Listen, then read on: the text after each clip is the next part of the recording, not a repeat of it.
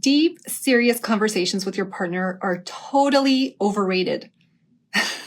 Hello, ladies of Facebook, Instagram, YouTube, wherever I end up posting this. All right, today I want to talk to you guys about deep conversations with your partner. And let me give you some background in terms of why I'm going to talk about this today, where this came from. So I was speaking to a wonderful new lady to enter my world in the chats, and she was talking about how she was struggling with feeling heard and understood by her partner.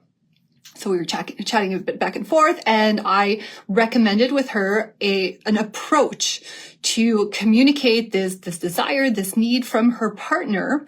A very simple strategy that I teach pretty much all women how to do, because this is going to help you so much when it comes to expressing yourself, right? And really getting what you need from your partner and getting your partner to step up and getting your needs met and whatnot. So we were talking in the chats. I shared this approach. And when she responds to me, she says, she shared, unfortunately, there was some bad news at their end. And she was like, this happened, and I just don't feel it's appropriate to have a deep, serious conversation at this point.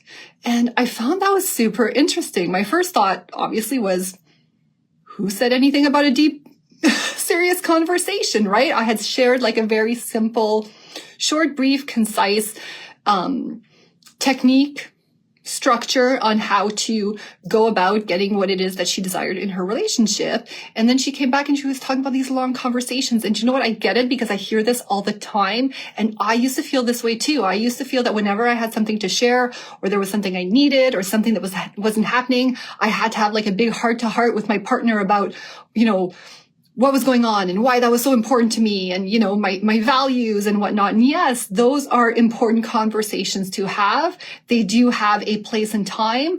They do serve a purpose. But for a lot of things, I want to help you realize that for a lot of things, you don't have to go in depth into those things. Sure, if you're doing a check-in, or even if you're having a good deep date night where you guys are really digging into what it is that you guys want to accomplish in life and what things really mean to you, sure, go into these things. But for a lot of day-to-day things and things that are building up inside of you, you can have short, quick conversations, or even just in the way you respond to your partner, you can express yourself without having to go so deep, and then actually getting what it is you desire. And like I said, I see so many women think that we need to go that route, right? We, as women, we love expressing each other. We chat with our girlfriends and we just, talk and talk and talk. But the danger with that, especially when it comes to if things are kind of tricky in your relationship right now, if you guys are struggling, sometimes the more you talk, the more you put your foot in your mouth, the more your partner can turn something around, right? The more he can get defensive or whatnot. So sometimes,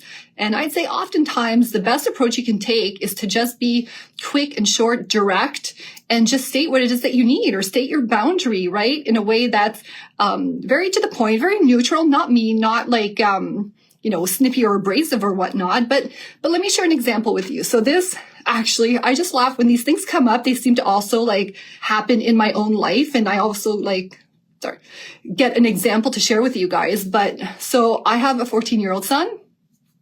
And as a teenager, and with the weather, getting colder outside, he doesn't like to dress up. He just still wants to go outside, in sometimes a t-shirt, which is horrible. It's getting quite cold here. But, just this little button down thin shirt, something not even super warm, right? And he won't wear any mitts or a hat or whatnot. He's 14. I get it. I remember being that way too. And he's got one of those haircuts. There's a name, and I can't remember. My stepdaughter mentioned it the other day. There's a name for this hairstyle that my son has. It's all poofy at the front, whatnot. Did you see that on Instagram? There's this, I saw this Instagram reel or meme or whatever, and it was a donkey or something, in a field of hay or cut grass or whatever, and the donkey sticks his head in the hay or the cut grass or whatever, and then when he raises his head again, he's got all this hay and stuff on his forehead, and they're laughing at that haircut that these teenage boys have nowadays. That's in style, I guess. So my son has that. It looks great on him. I'm not saying it to make fun of him or anything. I think it looks great. Obviously, I'm biased. It's my son, but I can see why he doesn't want to wear it too, because it kind of messes up and flattens out his hair and stuff. So one day he was going out to school, and I was like, hey, go put a toque. It's cold out. Go put mitts. And my husband was like, oh, it's not that cold. Don't worry about it. And in the moment I was like, kind of miffed, because obviously we want our partners to be on our side, right, all the time and support our parenting and whatnot. So, it wasn't the time or place. I was like, whatever. My son ended up putting something warmer on, and then going out. And then so that happened, right? And then a few days it happens again. My son's going out and it's cold out and he didn't want to wear a hat or mitts or anything warm. And by the way, he bikes to school. So it's not like he's just going out and getting on like a bus. 5 minutes later, he's biking to school for 25 minutes. So, and then my husband did it again. And I took that opportunity in that moment to say something, right? Just as I had recommended to this woman. I was like, babe, I feel undermined. When you say that, I need you to be on my side. Boom. We didn't have a long, deep conversation about how, it's important for me to, protect my son and make sure he doesn't get sick and for him to be, to learn how to dress up when it's, to dress before going outside in winter and all my values and my personal stuff. The next time it happened, my son did that. My husband said nothing, right? And then my husband went out and he's like, oh, well, it's not that cold, but I see what you're saying. And my husband validated in that moment what I had expressed. Right? I didn't have a long, deep conversation. And actually it happened like later on another day too. It wasn't even the moment. I didn't need that validation in like at the first time it happened or the first time I said something. It happened later on, right? Maybe if we had a big, deep, long conversation, maybe that would have happened. But the point I'm trying to make here is that it doesn't always have to be some big discussion. You don't always have to, set up a time to sit down and really go deep. When there's something that's true to your values or something that you really need, you can say it short, quickly in the moment, as long as you're doing it in an effective way. And this is what I was sharing with a woman, how to do it effectively, how to do it in the way where you probably don't need a long conversation, right? Like we did then. My husband is smart. I'm sure your partner is super intelligent. He might not need some sort of super long discussion about what he believes, what you believe, what not. Hopefully you've had conversations like that already in your relationship. I understand things evolve and things change, and it's good to have a refresher and bring these things up again.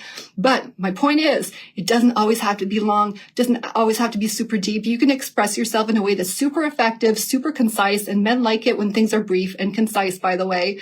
And you can really, it is possible for you to get through to him that way. All right. So yes, long, deep, serious conversations, they have a place in your relationship, but I want to expand your mind also for you to understand that there are ways that you can express things without going deep, in a way that's quicker, on the fly, on the spot. You don't have to wait for the perfect moment. You can start fixing things immediately on the go and take some of that, weight off your shoulder or some frustration or resentment, as long as you're doing it effectively. And hey, if you're on my page or if you're on my feed or if you're on my channel, then you're seeing the content I share, you're understanding, and you're starting already to get these tools that you can implement in your love life. So keep at it. You will start doing shifts. The more you master these things, the more you start implementing and making them second nature and just becoming better at them too, right? If at any time you want some support, make sure to reach out to me in the DMs. I am always here to chat, but take care and I will talk to you guys later.